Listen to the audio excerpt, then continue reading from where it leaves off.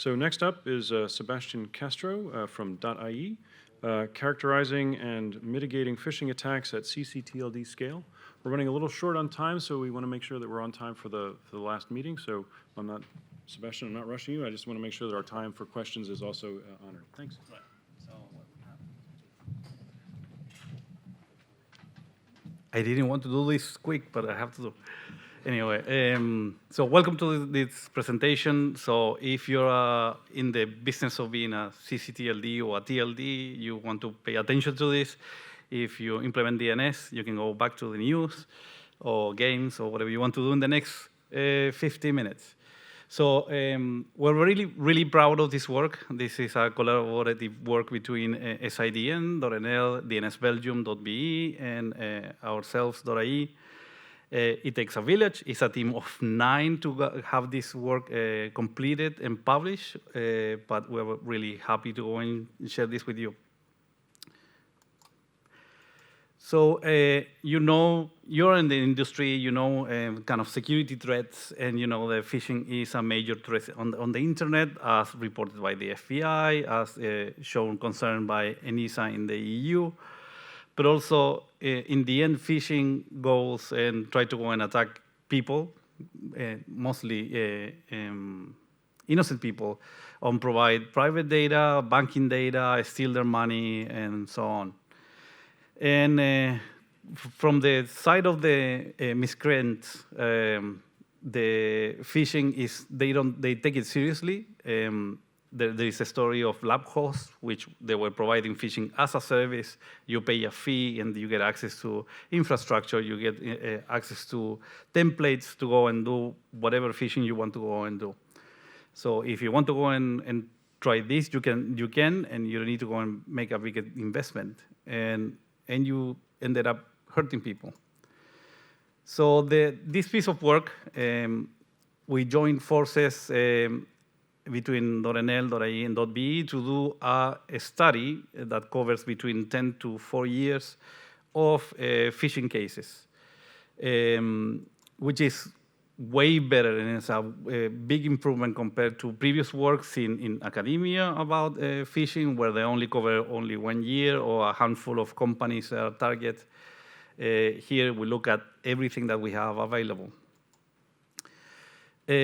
But these ccTLDs are completely different one from the other. So the biggest one here is .nl with 6 million domains, followed by Belgium with 1.7, and at the end, Ireland with 330,000 domains. But they have different registration policies, completely different from one another. So in the Netherlands and in Belgium, you have open registration policies. If you want a domain name, you can go and have it. But in Ireland, you need to go and show a connection to the country in order to get one. So you can put that as a control case. So are they different? Is phishing different in one or the other ccTLD? So the data we're using from this, in the case of the Netherlands, goes back to 2013. In the case of Ireland and Belgium, goes to 2019. And it's because we all three are customers of Netcraft. So we get access to the phishing block list. So they send us a report saying a URL based on a domain in your ccTLD has been detected or has been reported as doing phishing. Do you want to do something with it? And we combine that information coming from the block list with the historical registration database, with web measurements, and with DNS measurement. That's the DNS bit of the presentation. In order to go and provide you an idea of what patterns we observe. So out of the reporting that comes from Netcraft, you can see the 3 different countries here. You can see this slight downward trend on that receiving fewer and fewer cases per month. But it's an important number, so around 300 or 100 different domains each month per different ccTLDs. So let's take a little bit of a look to which companies are being impersonated here. So you can think people will trust the ccTLDs because the governments use it, the local companies use it. So there will be an interest on maybe national companies to each country. But you can see from the plot that most of the companies being impersonated in these phishing campaigns are international companies.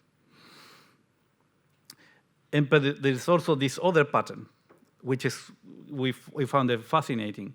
So when the phishing applies to an international company, they use all domains, so domains have been compromised. But when they're trying to go and do phishing on national companies, they create new domains. And what are you seeing on this plot is the age of the domain in days. So when they're trying to go and impersonate a national company on these two countries, the median age is 1 to 2 days. So they go register the domain, and they go really fast at abusing it before it can be detected. So this is kind of the two attack strategies we're seeing. So if it's a national company, it's a new domain name. It's usually 20% of the cases. If it's an international company, it's an old domain, a compromised domain, 80% of the cases. So why is the difference? On a new domain, you can go and pick and choose which keywords to use. So the phishing is more appealing, so it's easier to deceive people. With old domains, you don't pick, you find whatever you can find and use it and abuse it and move away. And in the case of, for example, the .NL zone, you can see on highlighted that there are 4 companies that are in the banking or financial services. And the median age of the roughly 1,800 or 1,400 phishing domains involved in phishing, we're talking about domains, not URLs, is 1 to 2 days. So in those cases, they go register the domain, they go hard and move away. What are the most popular market segments? Banking, financial services, as you would expect, so money. Technology and internet services, because they're trying to go and get credentials to access to things. And you can see government in the mix as well. So what about Ireland? I've been talking about .be and .nl, but in Ireland, we only had 2 phishing domains in 4 years, 2 new phishing domains. And it's because of restricted registration policy. But they try. Sometimes they go send batches of new registrations with fake documents. And sometimes they go and send, when the domain is cheap in certain registrar, they go and try to get away with it. So, DNS measurements. I wanted to show you this because in the case of a malicious domain name, the time between registration and abuse is roughly 2 hours. So in literature and academic papers, mostly people were talking about 7 days for abuse. No, here we have a case of 2 hours. And the notification actually happens probably is roughly 3 to 4 hours after registration. But even like that is not fast enough. In the case of a compromised domain name, this is the amount of DNS traffic, and it's like roughly not a lot of traffic until it's compromised, the phishing URL is injected, it's abused, you see the peak, and then after the notification and mitigation disappears. So what we can do about mitigation? So I show you some patterns, I show you our findings, and the mitigation can happen in different places. So at the DNS level, at the hosting level. And the 3 ccTLDs, they use different approaches. All 3 can do operations at the DNS or the registry level. So you can decide to suspend the domain, delete the domain, and change name servers. and it's here, and it's going to be available on the paper, and we also have a very long technical report if you want to see all the details. But because we operate differently, the time to mitigation is way different. So .NL has their capabilities. They have an in-house crawler called DMAP. They fetch the web page of each new domain. And they detected this case of phishing against a French bank 1 hour or a couple of hours after registration. Okay. And the DNS mitigation is lower than the web mitigation. Usually kind of who takes the action. And there is actually a space for improvement on the web mitigation. I'm about to finish, 30 seconds. I have Rafael looking at me and saying, yeah, come on, chop, chop. So this is the summary of what I just said. And this is a call for action. So we did this study with 3 ccTLDs. We can do the study with more if you're interested. We're going to follow up on this. But you have the chance to go and look into registration policies or suspension policies in order to go and try to go and solve this problem. So there's a QR code for access to the paper. This work is now public, so you can talk about, and that's the end of the presentation. I have 4 minutes for questions. Hi, Andrew Campling, 419 Consulting. Really interesting presentation.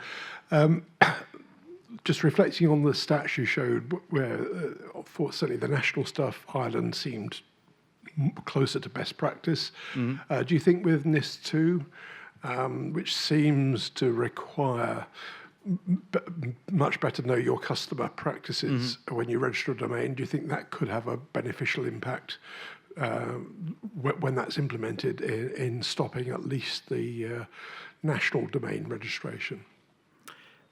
It could have a kind of, well, the effects of the restricted policy are good and bad. You saw the size of the zone compared to the population is like way off. But it's a good point. So NIS2, we see we are still not clear in most of the European countries what will be the burden associated with NIS2. We're expecting some change policies, and how it's going to be implemented is going to be an interesting question. We're sort of preparing for that. And we might see that the number of the abuse changes, but it will move somewhere else. So it's also, they always go for the lowest common denominator, so the lowest branch. So if they find a cheap domain that will do quick updates, they will go there and be happy about it. Yeah. Thank you. One comment and one question. The comment is that you're right that we, as academics, says that abuse happens like in days, just because we don't have access to sub-days event. So it's really difficult to determine which is the abuse on sub-days event. And the question that I have is that how much the fact that you were able to look to the data internally helped out to find out this case of abuse? Well, that's usually more a policy discussion than a technical discussion, in the sense of like, do we want to do something about it? Yeah. Yeah. No, but I mean, how the data that you have internally help to detect this abuse? Yeah. Well, it happens that all of 3 ccTLDs, we have the web measurement data, we have the DNS measurement data, and we have the same list, so we can, I don't know, one of us during the process of finding things, it's like, oh, I found this pattern. Can you go and confirm this pattern applies to your case? And it was like, yeah, we found the same. So we did this iterative process because we started with a team that have more or less the same capabilities. So you have to have the same infrastructure basically in place? Similar infrastructure. Okay. Yeah. Thanks. I'm done.